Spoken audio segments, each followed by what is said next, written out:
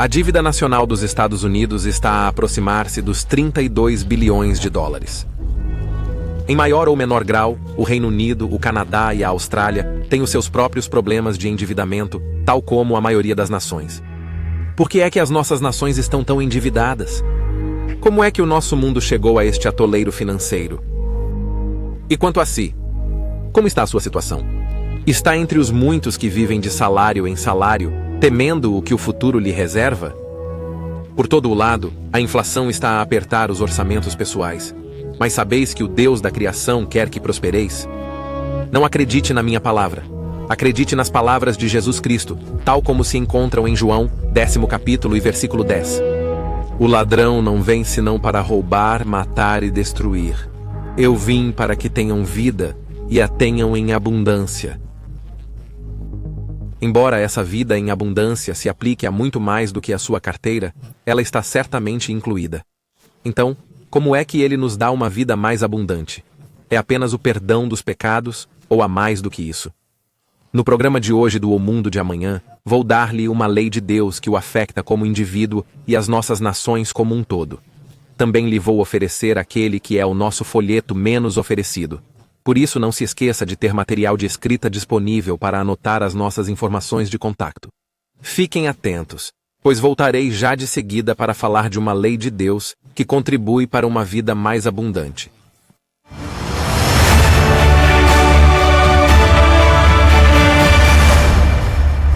Sejam bem-vindos de todos nós aqui no O Mundo de Amanhã, onde hoje falarei sobre uma lei que contribui para uma vida abundante. Quando Jesus disse que veio para nos dar uma vida mais abundante, estava a falar num sentido lato. Ele veio para nos mostrar um modo de vida melhor, que evita o sofrimento causado quando quebramos as leis de Deus. Ao contrário do que muitos pensam, ele não veio para acabar com as leis imutáveis de Deus. Como ele disse no capítulo 5 de Mateus, no versículo 17. Mas ele também veio para remover a mancha do pecado através do seu sacrifício, libertando-nos da culpa dos pecados passados. Também trouxe as boas novas do reino de Deus que está a chegar, dando um propósito às nossas vidas. Tudo isto conduz a uma vida mais abundante. Deus deu aos nossos primeiros pais a escolha entre dois modos de vida, simbolizados por duas árvores. O fruto de uma delas conduziria a bênçãos maravilhosas que resultariam em vida. Mas o fruto da outra conduziria a maldições, terminando em morte. Estas duas árvores são apresentadas no 2º capítulo do Gênesis, no versículo 9, mas vamos retomá-las nos versículos 16 e 17. E o Senhor Deus ordenou ao homem, dizendo: De todas as árvores do jardim podes comer livremente, mas da árvore do conhecimento do bem e do mal não comerás, porque no dia em que dela comeres, certamente morrerás. Esta única árvore proibida simbolizava o facto de o homem escolher por si próprio determinar o bem e o mal, o certo e o errado. Mas Deus não o impediu de tomar essa decisão desastrosa. Como provavelmente sabe, Adão e Eva optaram por desobedecer e o resultado? Foram expulsos de um belo jardim paradisíaco, onde a comida era abundante e a vida seria agradável. Em vez disso, foram condenados a dificuldades, sofrimento e morte. Infelizmente, seus filhos, incluindo você e eu, fizemos a mesma escolha, rejeitando a revelação de Deus e determinando por nós mesmos o certo e o errado, e experimentando os mesmos resultados. Deus lembrou a nação de Israel dessa escolha em Deuteronômio, capítulo 30, começando no versículo 15. Eis que hoje te pus diante de ti a vida e o bem, a morte e o mal. E hoje te ordeno que ames o Senhor teu Deus, que andes nos seus caminhos, e que guardes os seus mandamentos, os seus estatutos e os seus juízos, para que vivas e te multipliques, e o Senhor teu Deus te abençoe na terra que vais possuir. Ele resumiu tudo no versículo 19. Hoje chamo o céu e a terra como testemunhas contra vós, porque pus diante de vós a vida e a morte, a bênção e a maldição. Escolhe, pois, a vida, para que vivas, tu e a tua descendência. Esta escolha parece ser, como lhe chamam, uma escolha óbvia. Mas se assim é, por que é que a maioria da humanidade está a escolher a morte? A América já foi a maior nação credora do mundo, mas hoje é a maior nação devedora. Por quê? Há leis invisíveis que, se seguidas, trazem prosperidade, mas se quebradas, trazem desastre financeiro. Para a nação de Israel, Deus declarou em Deuteronômio, capítulo 28: E há de acontecer que, se obedeceres à voz do Senhor teu Deus, observando cuidadosamente todos os seus mandamentos que eu hoje te ordeno, o Senhor teu Deus te exaltará sobre todas as nações da terra. Bendito serás tu na cidade, e bendito serás no campo. Bendito será o fruto do teu ventre, o produto da tua terra, e a multiplicação dos teus rebanhos, a multiplicação do teu gado, e os filhos dos teus rebanhos. De seguida, Deus deu uma longa lista de maldições que lhes cairiam em cima por causa da desobediência. Entre elas, lemos nos versículos 43 e 44. O estrangeiro que está no meio de vós se elevará cada vez mais acima de vós, e vós vos abaixareis cada vez mais. Ele emprestará a vós, mas vós não emprestareis a ele. Ele será a cabeça, e vós sereis a cauda. Os telespectadores de longa data do mundo de amanhã sabem que não nos esquivamos da verdade. Mostramos a partir da Bíblia o que poucos parecem perceber. Vamos contra a corrente ao ensinar o sábado do sétimo dia e os dias santos bíblicos, em vez das observâncias pagãs com o nome de Cristo blasfemamente ligado a elas. Mas há uma lei que praticamos e que quase nunca mencionamos neste programa: a lei do dízimo. A razão deveria ser óbvia. Nós seguimos o mandamento de Jesus em Mateus 10 e versículo 8. De graça recebestes, de graça dai. É por isso que todos os nossos recursos são dados gratuitamente. Pagamos as chamadas telefônicas, os portes de correio e os recursos que nos solicitam. Penso que sabe que o nosso programa é diferente. Recusamo-nos a fazer mercado da palavra de Deus. Portanto, para evitar até mesmo a aparência de contradição com nosso desejo sincero de dar a verdade gratuitamente, geralmente evitamos o assunto bíblico do dízimo. Contudo, quando o apóstolo Paulo reuniu os anciãos de Éfeso, ele explicou em Atos, capítulo 20 e versículo 20. Nada retive de útil, antes vô-lo anunciei, e publicamente vos ensinei de casa em casa. E depois, no versículo 27, ele disse: Porque não me esquivei de vos anunciar todo o conselho de Deus. A lei do dízimo é parte de todo o conselho de Deus. É ensinada no Antigo Testamento e afirmada por Jesus. Deus quer o melhor para nós, mas para que isso aconteça, temos de escolher o seu caminho de amor e preocupação extrovertida em vez do caminho egoísta da vida. Parte desse modo de vida encontra-se em Mateus, capítulo 23, versículo 23. Aí, Jesus critica os fariseus por contarem meticulosamente as sementes e as folhas para dar o dízimo, mas negligenciarem a forma como tratavam os outros. Ai de vós, escribas e fariseus, hipócritas, porque dais o dízimo da hortelã, do anis e do cominho, mas negligenciastes o mais importante da lei, a justiça, a misericórdia e a fé. Estes deveríeis ter feito, sem deixar os outros por fazer. Sim, a justiça, a misericórdia e a fé são assuntos mais importantes do que contar meticulosamente cada 10ª semente. Mas note-se que Jesus disse, sem deixar de fazer as outras, ou seja, o dízimo. Será que nós, aqui no mundo de amanhã, vamos deixar de lado essa lei ao instruir sobre a justiça? Queremos que todos saibam que não pedimos donativos ao público. Tudo o que temos é dado gratuitamente. O centro de atendimento telefônico que utilizamos dá instruções aos seus operadores para não pedirem, nem sequer insinuarem, donativos quando telefonam a pedir os nossos materiais. Mas nós faremos como Paulo fez, ensinaremos todo o conselho de Deus, incluindo a lei de Deus do dízimo. E todo o conselho de Deus inclui o mandamento contra o roubo, seja do próximo ou de Deus.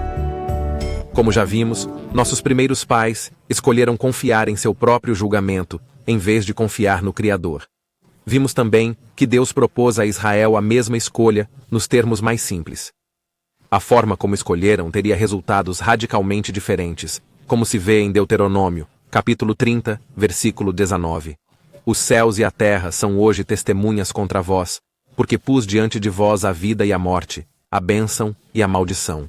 Escolhe, pois, a vida, para que vivas, tu e a tua descendência. Embora Deus tenha deixado ao critério deles a escolha, exortou-os a fazer a escolha certa, a vida e as bênçãos. Embora a obediência fosse para o seu próprio bem, Deus lamentou o facto de a humanidade não ter coração para lhe obedecer. Vemos isso em Deuteronômio, capítulo 5, versículo 29.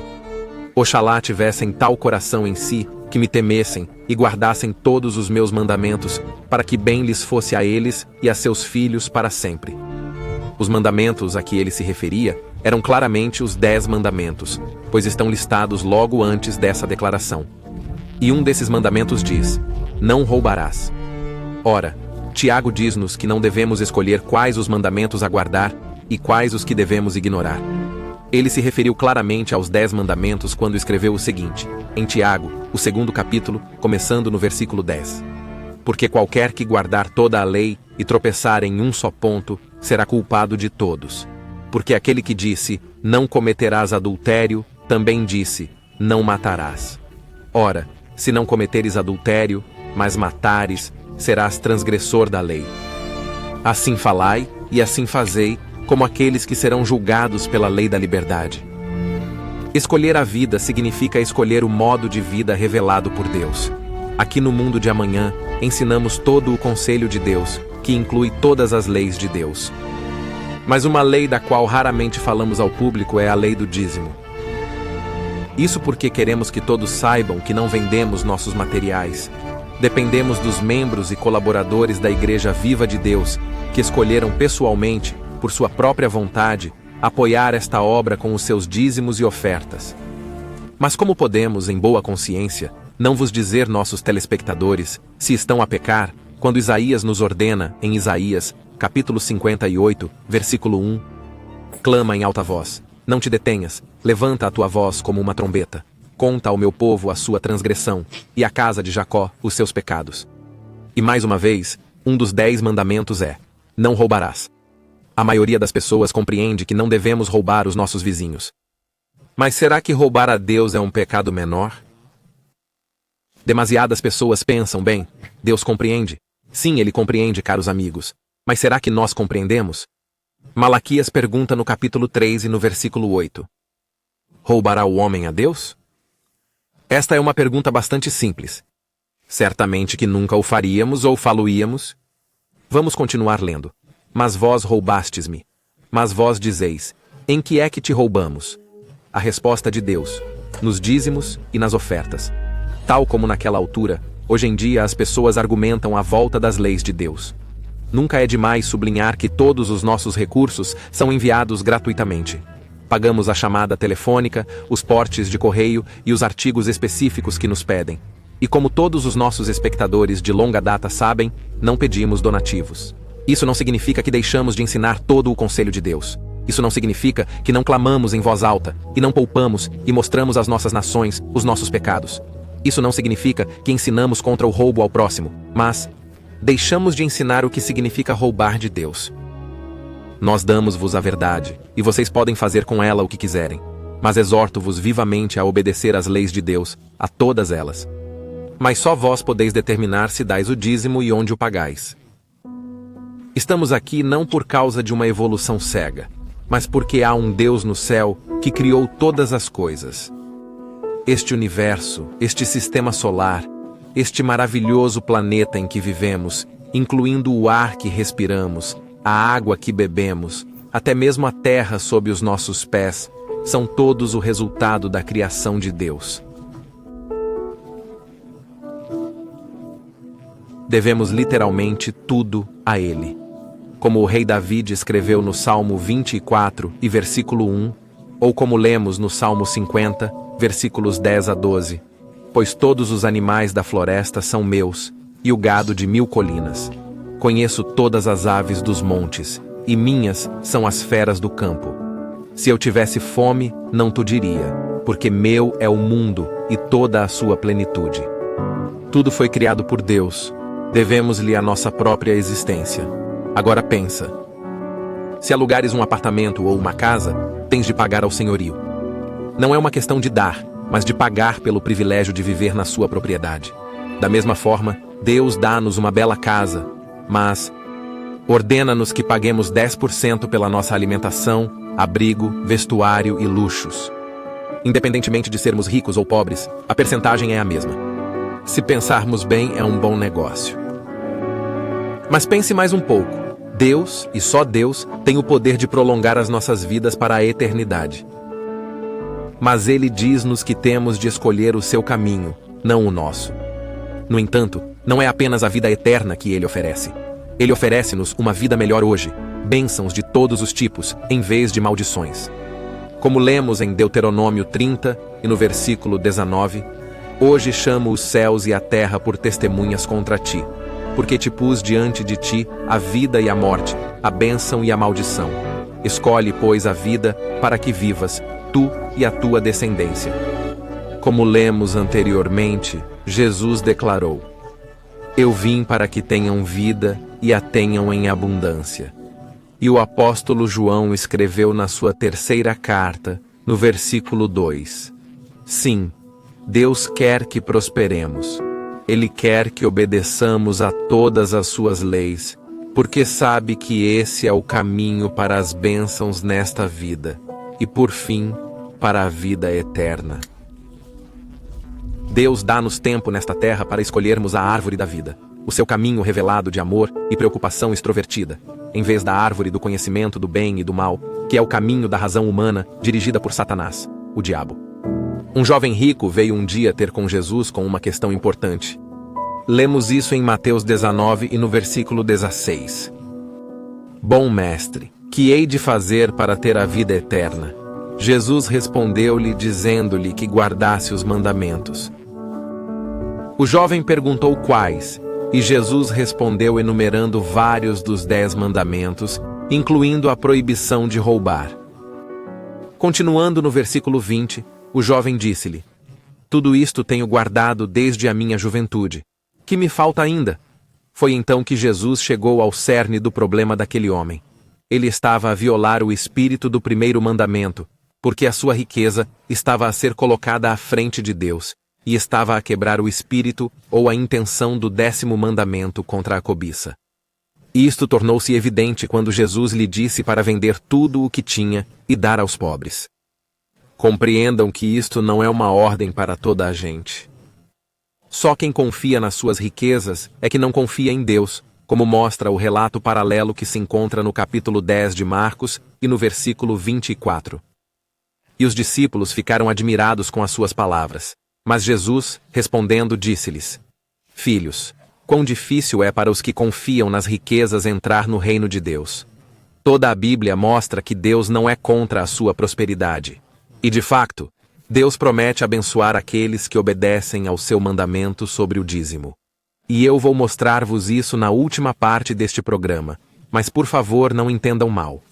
Isto não é nem um apelo por apoio, nem uma promoção de um evangelho de saúde e riqueza. Se é isso que procuram, terão de ir a outro lado. Deus falou através de Malaquias a um povo cínico, argumentativo e auto-justificativo, quando fez a pergunta: Roubará o homem a Deus? A resposta foi que o estavam a fazer ao não pagarem os seus dízimos, o que poderíamos considerar como a sua justa renda na bela terra de Deus. Como resultado, ele disse no 3º capítulo de Malaquias: Sois amaldiçoados com uma maldição, porque me roubastes, sim, toda esta nação. Trazei todos os dízimos à casa do tesouro, para que haja mantimento na minha casa. E ponde-me à prova nisto, diz o Senhor dos Exércitos, se eu não vos abrir as janelas do céu e não derramar sobre vós uma bênção tal, que não haja lugar suficiente para a receberdes. Será de admirar que as nossas nações tenham dificuldades financeiras? Será de admirar que tantos indivíduos tenham dificuldades financeiras? Será que pensamos mesmo que podemos roubar a Deus e não sofrer as consequências? Sei que alguns pensam que não podem dar o dízimo, mas será que podem dar-se ao luxo de não dar o dízimo? Lembrem-se do que Jesus disse serem as questões mais importantes da lei: a justiça, a misericórdia e a fé. A Bíblia refere-se a Abraão como o pai dos fiéis em Romanos 4, 16. Para além de outros actos de fé, somos apresentados pela primeira vez ao dízimo em Gênesis, capítulo 14, e versículos 19 e 20. Quando Abrão deu o exemplo de dar o dízimo ao Deus Altíssimo, possuidor dos céus e da terra. Abençoou-o e disse: Bendito seja Abrão pelo Deus Altíssimo, dono dos céus e da terra. E bendito seja o Deus Altíssimo, que entregou os teus inimigos nas tuas mãos. E ele, Abrão, deu a Melquisedeque o dízimo de tudo. Tens a fé de Abraão? Uma viúva nos dias de Elias tinha essa fé. Estava a comer até a última refeição quando decidiu pôr Deus em primeiro lugar. Repare como Jesus a elogiou pela sua fé. Lucas, capítulo 4, versículos 25 e 26.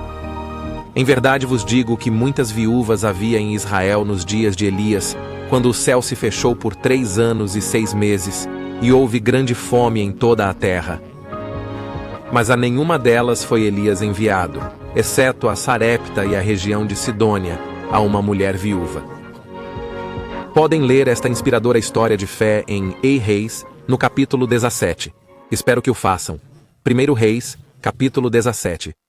Se achou útil e quer saber mais, não se esqueça de obter a sua cópia gratuita do nosso guia de estudo, O Dízimo do Povo de Deus.